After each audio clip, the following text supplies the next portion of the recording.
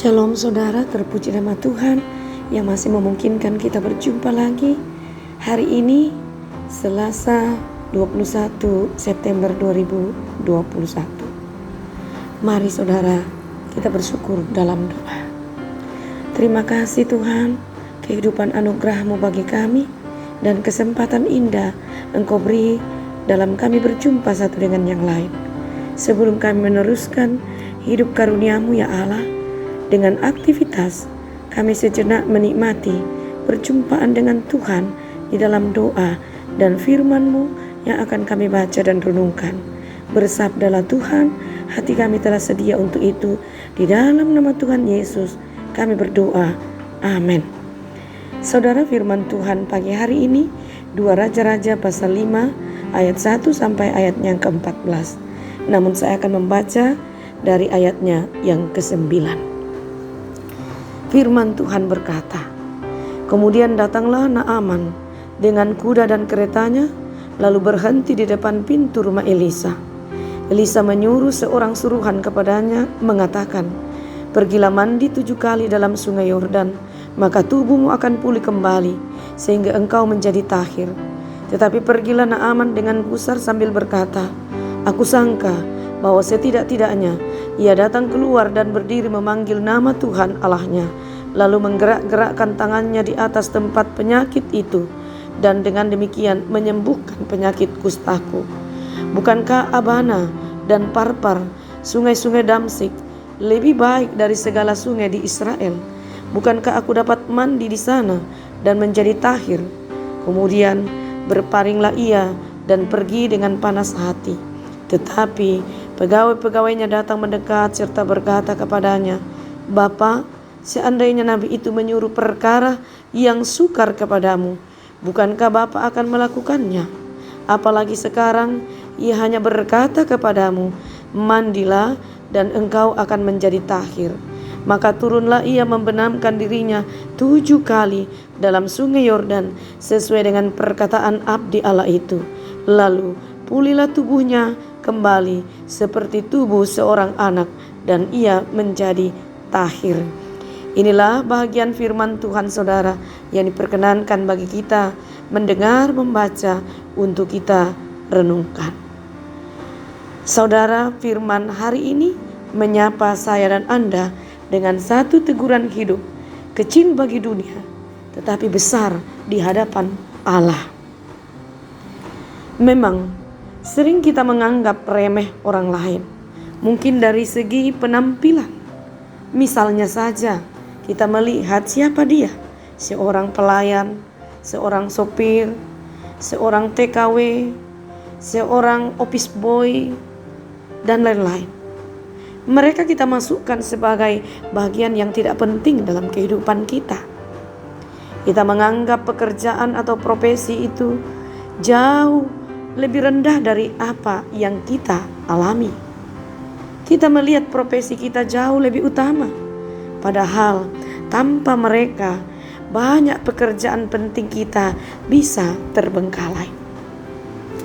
Bayangkan saudara, kantor di mana kita ada atau miliki, tanpa pesuruh, tanpa petugas kebersihan, semua harus Anda kerjakan sendiri. Apakah tidak akan merepotkan Anda juga?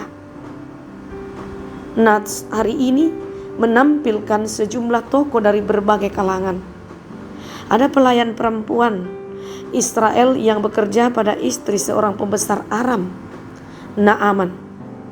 Walau ditawan di negeri orang serta menjadi pelayan bagi musuh Israel, ia tetap memelihara imannya sehingga mampu menjadi alat anugerah bagi Naaman, majikannya.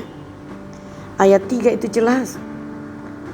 Ada juga nabi Israel yang Tuhan pakai untuk menyembuhkan Naaman, Elisa. Elisa tidak membatasi anugerah Allah untuk bangsanya sendiri. Itu jelas dalam ayat 14. Ada juga pembesar Aram yang menderita kusta. Naaman adalah kesayangan Raja Aram, sehingga merasa diri penting. Ia menganggap dengan kuasa dan uang segala masalah dapat diselesaikan. Ada raja Israel yang tidak beriman. Raja Yoram panik ketika Raja Aram menyuruhnya menyembuhkan Naaman. Ayat 7. Segera sesudah Raja Israel membaca surat itu, dikonyakkanlah pakaiannya serta berkata, "Allahkah aku yang dapat mematikan dan menghidupkan, sehingga orang ini mengirim pesan kepadaku supaya kusembuhkan seorang dari penyakit kustanya? Tetapi sesungguhnya perhatikanlah dan lihatlah, ia mencari gara-gara terhadap aku." Itu ayat 7 tentang kepanikan dari Raja Yoram. Dua tokoh pertama adalah agen-agen Allah, saudara. Alat yang dipakai oleh Tuhan untuk menyalurkan anugerahnya kepada orang-orang yang dikasihinya. Allah memakai mereka bukan karena status mereka besar atau kecil, tetapi karena mereka bersedia, ada kesiapan untuk dipakai oleh Tuhan. Dua tokoh berikutnya adalah mereka yang menerima belas kasih Allah. Mereka ditolong bukan karena status besar atau kecil, melainkan karena kedaulatan Allah sendiri. Hak Allah yang menentukan siapa yang Dia berkenan. Gereja pun acap kali, saudara, terjebak dengan pandangan seperti ini, kemampuannya untuk melihat, sehingga kadang-kadang keputusan atau sikap itu kurang tepat. Gereja terjebak memberlakukan ukuran dunia untuk menilai seseorang. Jangan rendah diri bila dunia mengukur Anda orang kecil. Mungkin Allah dapat dan mau memakai Anda menjadi saluran atau agen berkat untuk orang lain, karena ukuran Tuhan berbeda dengan ukuran manusia. Yang penting di sini, saudara, ada kesediaan, ada kesiapan hati, diri untuk dibentuk dan dipakai oleh Tuhan. Karena bagi Tuhan belum tentu bagi manusia, dan bagi manusia belum tentu tepat bagi Tuhan. Karena itu kita mau merenungkan sebagai hamba Tuhan yang setia, melaksanakan tugas panggilannya adalah menjadi yang ternilai dan besar di hadapan Tuhan. Jadi ukuran manusia mungkin kecil, tetapi menurut pandangan Allah, sungguh engkau luar biasa dan berkenan baginya. Maka itu, saudara, mari kita senantiasa membuka hati kita, membuka hidup kita untuk berkenan kepada Tuhan dan menjadikan kita luar biasa menurut maunya Tuhan. Terpujilah Dia. Terima kasih Bapa di sorga, kami telah berhenti merenungkan firman-Mu. Kiranya firman-Mu ini terus berbicara dalam kehidupan kami, menjadi renungan manis setiap hari langkah hidup kami, juang kami, karya dan usaha kami. Ya Tuhan, kami berdoa kehidupan anugerah-Mu sampai hari ini. Kami berharap kekuatan, kesehatan, berkat-Mu tidak berhenti dalam kehidupan kami, juga keluarga kami, sahabat-sahabat kami, orang-orang di sekitar kami, masyarakat, jemaat-Mu, dan bangsa ini, di muka bumi ini. Tuhan berkati kami semua, termasuk pemerintah dan alat-Mu yang Engkau pakai untuk menata kehidupan orang banyak, termasuk hamba-hamba Tuhan yang Kau percaya untuk mengemban tanggung jawab menata kehidupan jemaat-Mu. Berkatilah Tuhan dan keluarga mereka, sehingga semua hamba Tuhan dalam melakukan pelayanan itu tidak pernah ragu, karena Tuhan yang menjamin mereka, termasuk keluarganya. Ada keteduhan, ada sukacita.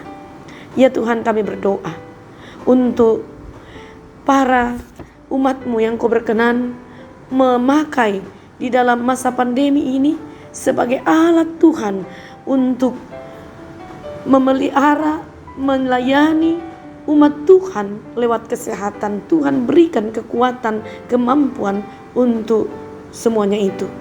Tidak ada yang sia-sia dalam pelayanan itu. Kami berdoa untuk pertumbuhan gereja-Mu Tuhan. Berkatilah pelayanan-pelayanan yang sudah sedang dan masih akan dilakukan. Kami teringat harapan kami tidak pernah pupus terhadap selesainya pandemi COVID ini. Kami percaya semua akan berakhir pada saatnya, karena Tuhan yang akan menyertai kehidupan kami. Tuhan akan bertindak tepat pada waktunya. Ya Tuhan, kami berdoa untuk seluruh saudara-saudara kami dalam pergumulan hidup. Antara lain yang sakit, yang berbaring di rumah sakit dan istirahat di rumah, bahkan di tempat isolasi. Tuhan, dengarkanlah doa mereka, upaya-upaya mereka untuk mendapatkan kesembuhan, sehingga tidak ada yang sia-sia. Beri hati yang sabar dan iman yang kokoh di balik pergumulan itu. Mereka menikmati kesembuhan, pemulihan, namamu diagungkan. Begitu pula yang berduka cita, hiburkan dan topang kami Tuhan, kuatkan, mampukan kami melewati duka cita itu. Kami tidak melupakan mereka yang bersuka cita karena hari ulang tahun dirinya, hari ulang tahun pernikahannya, momen yang penuh sukacita dalam kehidupan mereka. Lengkapilah sukacita itu, nama Tuhan diagungkan dan senantiasa menjadi mutiara dalam kehidupan mereka. Ya Bapa, kami teringat bagi orang tua kami, karena usia, karena keterbatasan mereka beraktivitas, ke dalam tangan-Mu kami pertaruhkan harapannya, sukacitanya. Tuhan senantiasa menyertai melalui cinta kasih Allah lewat keluarga yang merawat dengan setia. Dalam keterbatasan mereka, orang tua kami boleh senantiasa bergembira dan semangat dalam hidupnya. Ya Bapa, inilah doa kami, inilah harapan kami yang kami bawa di dalam nama Tuhan kami Yesus Kristus, Juru Selamat kami. Amin.